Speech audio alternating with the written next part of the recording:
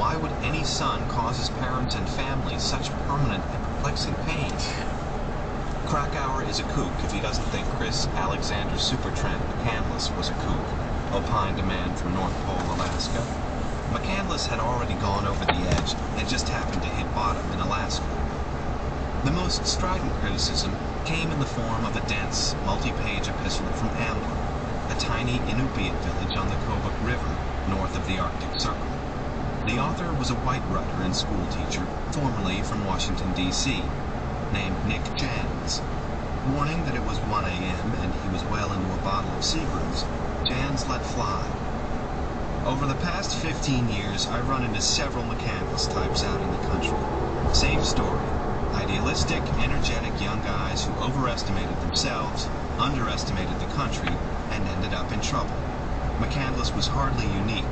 There's quite a few of these guys hanging around the state, so much alike that they're almost a collective cliché.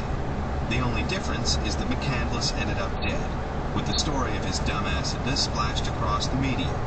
Jack London got it right in To Build a Fire. McCandless is finally just a pale, 20th century burlesque of London's protagonist, who freezes because he ignores advice. The pictures that he took on this camera they talk about, you can get all of them online. Which could have been cured by a USGS quadrant and a Boy Scout manual, is what killed him. And while I feel for his parents, I have no sympathy for him. Such willful ignorance amounts to disrespect for the land, and paradoxically demonstrates the same sort of arrogance that resulted in the Exxon Valdez spill. Just another case of underprepared, overconfident men bumbling around out there and screwing up because they lack the requisite humility. It's all a matter of degree. McCandless's contrived asceticism and pseudo-literary stance compound rather than reduce the fault. McCandless's postcards, notes, and journals read like the work of an above-average, somewhat histrionic high school kid. Or am I missing something?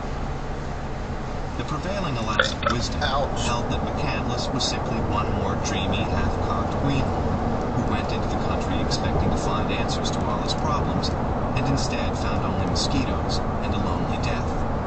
Dozens of marginal characters have marched off into the Alaska wilds over the years, never to reappear. A few have lodged firmly in the state's collective memory. There was the countercultural idealist who passed through the village of Tanana in the early 1970s, announcing that he intended to spend the rest of his life communing with nature. In midwinter, a field biologist discovered